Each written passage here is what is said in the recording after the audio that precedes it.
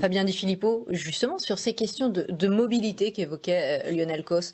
Finalement, on retrouve également les mêmes arguments chez les Républicains.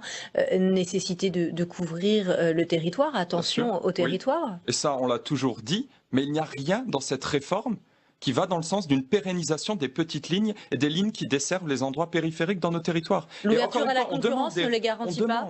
On demande des réponses concrètes sur des points très importants, notamment qu'est-ce qui va advenir de la dette, est-ce que le contribuable va être obligé de la payer ou pas. Et alors on nous renvoie vers nos attitudes, mais ce n'est pas nous qui portons ce texte. Nous on est là pour travailler, pour essayer d'obtenir des réponses concrètes, pour faire en sorte qu'au final il soit le meilleur possible, le plus protecteur possible pour les Français. Et aujourd'hui on se rend bien compte d'une chose, les amendements ne passent pas, la discussion n'est pas possible, la ministre ne répond pas, et sa majorité qu'on a ici avec nous sur le plateau est encore plus incapable de répondre concrètement à ces questions-là. Ils nous disent on verra. Donc ils veulent une unanimité sur une réforme qui n'a aucun contenu, et derrière ils vont revenir vers les Français en leur disant « Ah, au fait, il faut rembourser la dette de la SNCF ». C'est quand même des choses assez graves. Vous pourriez voter cette réforme ?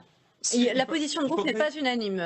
Il faudrait qu'elle évolue beaucoup. On verra ce que donnera cette semaine de discussion. Mais aujourd'hui, en l'état actuel des choses, il est impossible de la voter, puisqu'on ne sait pas ce que va devenir la dette, on ne sait pas ce que va devenir l'entreprise, on ne sait pas ce que vont devenir les petites lignes dans nos territoires. Comment vous voulez vous prononcer et soutenir une telle réforme? Ce ne serait absolument pas sérieux.